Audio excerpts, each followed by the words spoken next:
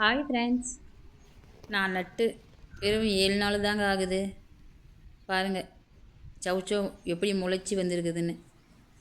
3 சவுச்சோ நட்டேன், 3மே வந்துருச்சு. பாருங்கள், இதுதான் முதல் செடி. டே 1ல் வெறும் காயாக இருந்தது. இப்போ பாருங்கள், இலை எவ்வளோ பெருசாக பச்சையாக வந்துருச்சுன்னு. இது 2வது செடி. இப்போ தான் தலையை தூக்கி பார்க்குது. இன்னும் 2 நாளில் இதுவும் பெருசாகிவிடும். நான் செஞ்சது ரொம்ப சிம்பிள் தாங்க. சவுச்சோ அப்படியே மண்ணில் பாதி புதைச்சி வச்சுட்டேன். தினமும் தண்ணி தெளித்து விட்டோம். மண் காயாமல் இருந்தால் போதுங்க. அப்படி தண்ணி ஊற்றினா போதும், அவ்வளோதான். இனி இது கொடி விட ஆரம்பிக்கும். அதுக்கு நான் ஒரு குச்சி நட்டு வச்சு கொடி ஏற்றி விடணும். டே 15ல் இது எவ்வளோ பெருசாக வளர்ந்துருக்குதுன்னு வீடியோ அப்டேட் பண்ணுறேன். நீங்களும் வீட்டில் சவுச்சோ இருந்தால் நட்டு பாருங்கள். 7 நாளில் ரிசல்ட்டு எவ்வளோ தெரியுதுன்னு பார்க்கலாம்.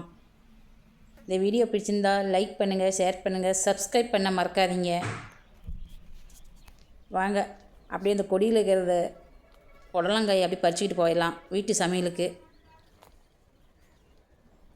ஃபஸ்ட்டு காய்ங்க, முதல் அறுவடை. 2 தான் இருக்குது.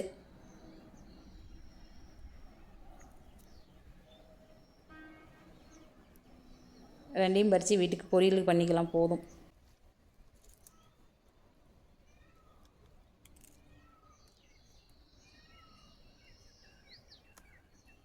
அவ்வளோதாங்க, பறிச்சாச்சு.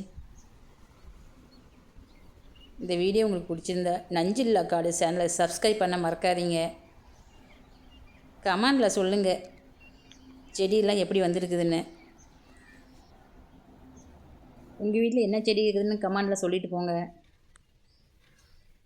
நன்றி நண்பர்களே.